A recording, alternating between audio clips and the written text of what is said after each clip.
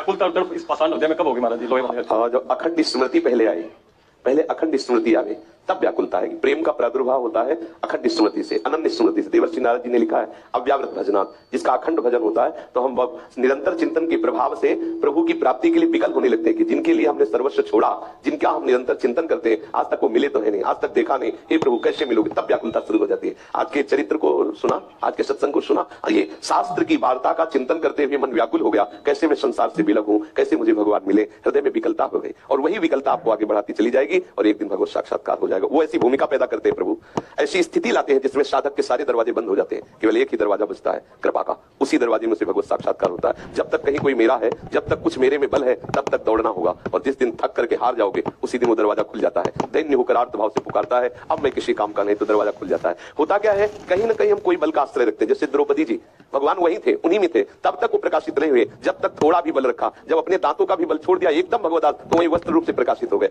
प्रभु प्रिया प्रीतम अपने साथी है, अपने पास ही है, पर जब तक कोई बल है, जब तक कोई अन्य आश्रय है, तब तक वो छुपे रहते हैं। और जिस समय वही ऐसी स्थिति पैदा करते हैं कि सब अन्य आश्रय ढक जाते हैं, एक ही दरवाजा रहता है, हे कृपा सिंधु। आर्त भाव से जब पुकारते हैं तो पक्का समझो, ये मत मानना कि प्रभु केवल ध्यान में आते हैं जैसे हम और आप, ऐसे भगवत साक्षात्कार होता है। करुणा में किशोरी, करुणा में किशोर जू उसके, लेकिन ये वही कर सकता है जिसे वो कराना चाहते हैं। सभा में किसी एक को दर्शन देना चाहे तो वही भरपूर दर्शन करेगा, उसकी दृष्टि में सवाल नहीं, कोई देख नहीं सकता, कोई सुन नहीं सकता उनकी बात। जितने को सुनाना चाहेंगे उतने सुन पाएगा, जितने को दिखाना चाहेंगे उतने। ऐसे जैसे हम आप वार्ता करते हैं, ऐसे ऐसे केवल एक क्षण के लिए नहीं, निरंतर के लिए प्रिया प्रीतम साथ रख लेते हैं। शरीर चाहे जहां रहे, चित्त वृत्ति से वो उन्हीं के समीप रहता है, भाव देश से सदैव उन्हीं के समीप रहता है। इसलिए निरंतर भजन करते हुए जो जो हमें सावधानियां बरतनी है, जो जैसे आज के सत्संग में था, वो हम सावधानियां रखें तो हमारे हृदय में व्याकुलता आ जाएगी। और वही देंगे, वो ऐसी परिस्थिति दे देते हैं कि उसमें बुद्धि नहीं लगानी पड़ती, वो रास्ता ही केवल उतना ही बचता है, प्रभु की तरफ आर्त भाव से पुकारना। वो परिस्थिति देते हैं। अगर गजेंद्र को कोई समझाता तो थोड़ी समझ पाता, लेकिन परिस्थिति दे दी, अब एक ही उपाय रह गया, हरि शरणम। ऐसे हरी परिस्थिति दे देते हैं, आसपास से 7 दरवाजे बंद कर देते हैं, केवल अपना दरवाजा खुला रखते हैं, वो जी भागता है, प्रभु की शरण में हो जाता है। भरत सहारनपुर से, गुरुजी आपके चरणों में कोटि कोटि नमन। महाराज जी, हमें एक दिन में कितनी बार माला करनी चाहिए और कितनी माला करनी चाहिए, कृपया हमारी माला प्रसादी कर दीजिए। अच्छा, आप कितनी माला कर लेते हैं? 11। ठीक है, आप 11 ही रोज नियम से करते रहिए। ठीक है, बहुत कृपा है जो आप इस अवस्था में 11 करते हैं। एक दिन में कितनी बार करनी चाहिए? हर श्वास में करना चाहिए, जितना आप कर सके। ठीक है, चाहिए तो एक भी मिनट प्रिया प्रीतम से बिलक ना जाए, क्योंकि इसी अवस्था से यदि धारणा पक्की कर ली जाए भजन की, तो निश्चित निरंतर भजन होने लगता है। कौन सा इसका है?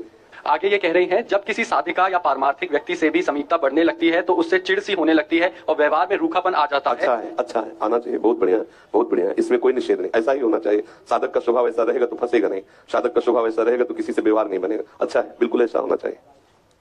कठोर व्यवहार मत करो, लेकिन हृदय की ऐसी स्थिति होनी चाहिए। बढ़िया है। इंद्रजीत जी, गुरुदेव भगवान के चरणों में कोटि कोटि वंदन। गुरुजी, पिछले 1 माह से शरणागति प्राप्त हुई है, पहले एकादशी का उपवास करते थे, अब मेरे लिए क्या उपदेश है, उपवास करूं या नहीं? जब तक हमारी प्यारे जो में समर्पण की पूरी वृत्ति नहीं जागृत होती तब तक रहिए, और जब आपको हृदय से ऐसा लगने लगे कि हम 8 पहले प्यारी जू की सेवा, तो फिर हम आपको उपाय बता देंगे राधा वल्लभ जी में। आप ऐसा करके फिर एकादशी को प्रणाम करके बस मन बुद्धि चित्त हम सब प्यारी जू के चरणों में समर्पित कर दो। सार बात यही है, पर अभी आप रहते, आप रहे। हेम श्वेता जी, राजस्थान से, महाराज जी के श्री चरणों में प्रणाम। महाराज जी, जीवन में कोई नियम नहीं है, खुद से कोई नियम निभा नहीं पा रहे, कृपया स्वरूप नियम देवें। किसके शरणागत है? अभी शरणागत नहीं है। फिर कैसे नियम कैसे? कोई भी एक नियम जो आप देते हैं। पहले शरणागत हुई किसी संत की, फिर नियम बने। नियम तभी निर्वाह हो पाएगा जब हम एक पद्धति में, एक मार्ग में आ जाए, किसी सदगुरु का आश्रय ले ले। प्रारंभ यहीं से होता है। ऐसे नाम जप करो, राधा वल्लभ श्री हरिवंश नाम जप करो, चतुरासी जी का पाठ करो, कभी कभी गीता और भागवत के सूत्रों को, जो श्लोक है उनका चिंतन करो। पर उपासना पद्धति तभी चलती जब किसी सदगुरु का वर्ण करते हैं। हाँ, सदगुरु का किसी महापुरुष का आश्रय ले लो, किसी आचार्य का आश्रय ले लो, और उसकी पद्धति से नियम बनाओ, उसकी पद्धति से फिर नियम बनाओ, तो वो नियम निर्वाह होता चला जाएगा आचार्य कृपा से। श्री राधे, गीता जी का नित्य पाठ करती हूँ और आधा गलत होता है, आधा ठीक होता है। कई कहते हैं कि पाठ नहीं करना चाहिए। हाँ जी, ये ना कहते हैं अभी मैं गलत बोलती हूँ, आधा वर्ड, आधा तो ठीक बोलती हूँ। कई कहते हैं अभी पाठ करें या ना करें हम। गीता जी का या श्रीमद् भागवत का मूल पाठ करने का अधिकार उसी को है जिसको संस्कृत का ज्ञान है, लेकिन उसके अर्थ को समझकर चित्त वृत्ति को लक्ष्य में लगाने का अधिकार सबको है। यदि आपको संस्कृत का पूर्ण ज्ञान नहीं है तो हमें संस्कृत से संबंध नहीं रखना, हमें जो प्रभु ने आदेश किया है उससे संबंध रखना है। जैसे कोई गीता का सम्यक रूप से पूरा 18 अध्याय संस्कृत से पाठ करता है, पर गीता का जो आंतरिक लक्ष्य है भगवत शरणागति, समस्त द्वंद्वों से मुक्त होकर भगवत साक्षात्कार करने की चेष्टा, अगर वो नहीं है तो गीता पाठ का उसको सुकृत क्या चाहिए? क्या मिला सुकृत?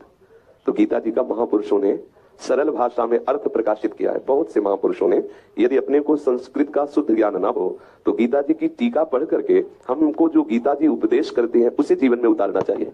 हिंदी का भी अनुवाद गलत हो जाता है, तो महापुरुषों के द्वारा जो उपदेश किए गए हैं उनको श्रवण करो। जरूरी नहीं है कि पढ़ा लिखा हो तभी भगवत प्राप्ति हो सकती है, बिल्कुल न पढ़ा हो तो भी हम महापुरुषों के वचन श्रवण करके अपने जीव स्वाभाविक ज्ञान स्वरूप है। यदि हम भगवत प्रेमी महात्माओं के वचन श्रवण करें तो हमारे हृदय में ज्ञान स्वरूप सदगुरुदेव अपने आप वो रास्ता दे देंगे जिससे हमें भगवत प्राप्ति होगी। जैसे हम रोज सुनते हैं, गीता जी की ही आज्ञा है, मच्चित्ता मदगत प्राण बोधयन्तः परस्परम कथयन्ति च माम नित्यम तुष्यन्ति च रमन्ति च तेषां सतत युक्तानां भजतां प्रीतिपूर्वकं ददाम बुद्धियोगं तम येन मामुपयान्ति ते।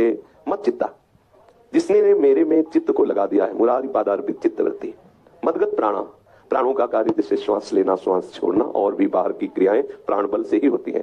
तो मदगत प्राणा का तात्पर्य है कि हम अपने श्वासों में नाम को बसा लें, जितनी भी चेष्टाएं हो वो भगवत प्रीत्यर्थ करें, तो ये प्राणों का समर्पण हो गया। और परस्पर बैठ करके अपने प्रभु के नाम की महिमा, प्रभु के रूप की महिमा, प्रभु के लीला गुणों की महिमा करें, गाएं, सुने, उसी में रमण